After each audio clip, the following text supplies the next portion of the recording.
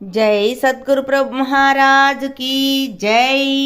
భద్రాద్రి రామశతకము ఎరుక నిర్ణయము 69వ పద్యము. ఇది అపశబ్దంబు నిది సుశబ్దంబని ఎరిగిన ఎరుకలో ఎరుకవీవు. ఇది ఉష్ణమిది శీతమిది మృదుత్వంబని ఎరిగిన ఎరుకలో ఎరుకవీవు. ఇది శుక్లమిది రక్తమిదియు కృష్ణంబని ఎరిగిన ఎరుకలో ఎరుకవీవు.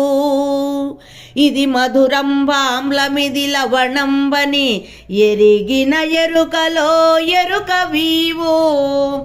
ఇది సుగంధంబు దుర్గంధమిది అటంచు ఎరుగుచుండిన ఎరుకలో ఎరుకవీవు. రమ్య గుణధామ భద్రాద్రి రామ పరశురామ నరసింహదాస సంరక్షితాహ్వా.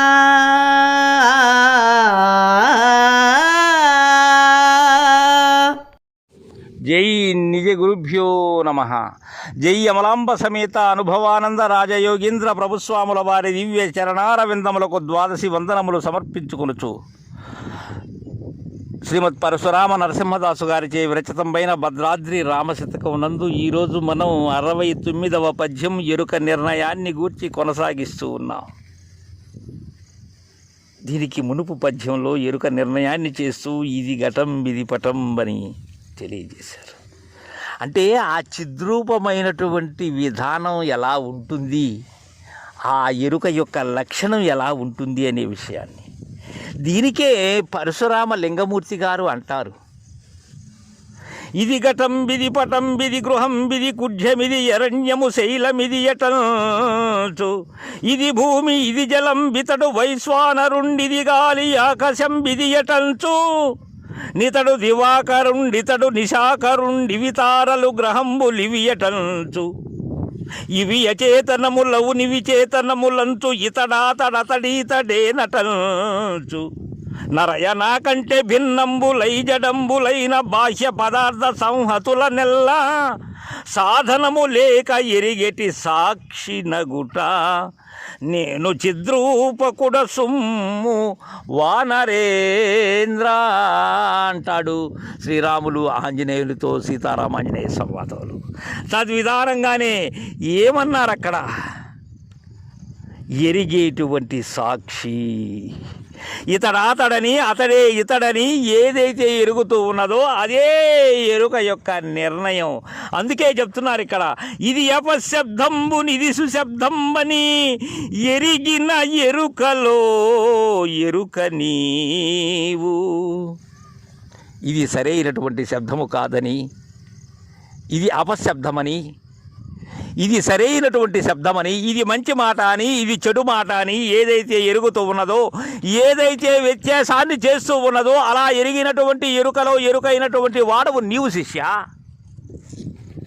ఇంకా ఇది యుష్టమిది శీతమిది మృదుత్వంబని ఎరిగిన ఎరుకలో ఎరుక నీవు. ఇది వేడిమి అని, ఇది శీతలమని, ఇది మృదువుగా ఉన్నదని, ఇది కఠినముగా ఉన్నదని ఎక్కడైతే బేరీజు వేస్తూ ఉన్నావో, ఎక్కడైతే భేదమును గ్రహిస్తూ ఉన్నావో అలా భేదమును గ్రహించేటువంటి ఎరుకలో ఎరుకైనటువంటి వాడవే నీవు శిష్య. ఇది నా ఎరుక నిర్ణయం. ఏదైతే గుర్తిరుగుతూ ఉన్నదో ఇది శీతలమని, ఇది ఉష్ణమని, ఇది మృదువని, ఇది కఠినమని, అలా గుర్తిరిగేటువంటి జ్ఞాత ఏదైతే ఉన్నదో అదే నాయన ఎరుక. అదే 25వది.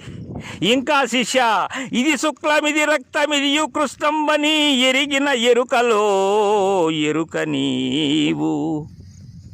ఇది తెలుపు అని, ఇది ఎరుపు అని, ఇది నలుపు అని, ఈ వర్ణ మిశ్రమమైన దానిని వర్ణములు విడివిడిగా ఏదైతే చూస్తూ ఉన్నదో, ఏదైతే వేరువేరుగా గుర్తిరుగుతూ ఉన్నదో ఆ గుర్తిరిగేటువంటి గుర్తులో ఉండబడేటువంటి గుర్తైన గుర్తే నీవు. ఆ ఎరుకలో ఎరుకైన ఎరుకే నీవు శిష్య.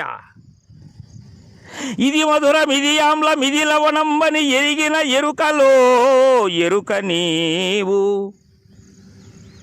ఇది తీపి అని, ఇది సుమధురం అని, అలానే ఇది పులుపు అని, ఆమ్లము అని, ఇది ఉప్పు అని, ఈ షడ్రుచులను ఏదైతే విడిగా ఎరుగుతూ ఉన్నదో, ఒక్కటి అయి అన్నిటినీ ఏదైతే గుర్తెరుగుతూ ఉన్నదో ఆ గుర్తెరిగినటువంటి గుర్తులో గుర్తు నాయనా నీవు.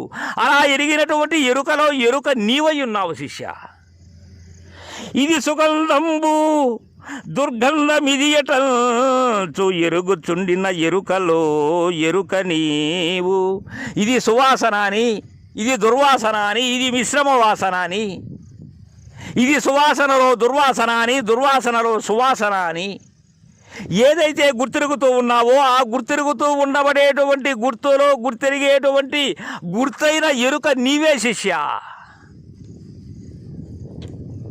రమ్య గుణధామ భద్రాద్రి రామ పరశురామ నరసింహదాస సంరక్షితాహ్వా. ఎన్నిటికీ ఎరుక నిర్ణయం ఏది?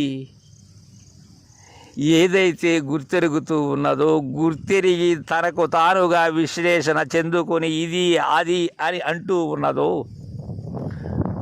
అలా ఎరిగినటువంటి ఎరుకలో ఎరుకైనటువంటి వాడవు నీవు అని మనకు ఎరుక నిర్ణయాన్ని తెలియజేస్తూ ఉన్నారు. తరువాయి పద్యాన్ని రేపు ముచ్చటించుకుందాం. జై గురుదేవా.